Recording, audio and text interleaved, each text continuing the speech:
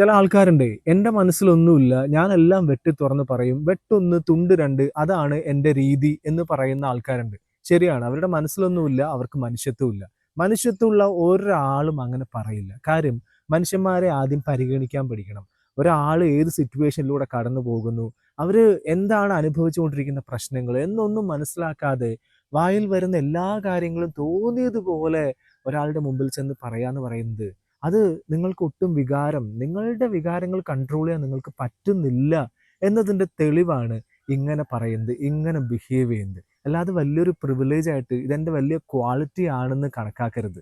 എൻ്റെ മനസ്സിലൊന്നും ഞാൻ വെക്കാറില്ല, ഞാനെല്ലാം വെട്ടി തുറന്ന് പറയാറുണ്ട്, മുഖം നോക്കാതെ വെട്ടി തുറന്ന് പറയാറുണ്ട് എന്ന് പറഞ്ഞ് ഭയങ്കരമായിട്ട് അങ്ങ് അഭിമാനം കൊള്ളുന്ന ഒരുപാട് ആൾക്കാരെ നമുക്കിടയിൽ തന്നെ നമ്മൾ കണ്ടിട്ടുണ്ട്. ശരിക്കും അവർക്ക് അവരുടെ വികാരങ്ങൾ കൺട്രോൾ ചെയ്യാൻ പറ്റുന്നില്ല എന്ന് മാത്രമല്ല, മറ്റുള്ള മനുഷ്യന്മാരെ, മുമ്പിലുള്ള മനുഷ്യന്മാരെ മനസ്സിലാക്കാൻ, പരിഗണിക്കാൻ പോലും അവർക്കറിയില്ല.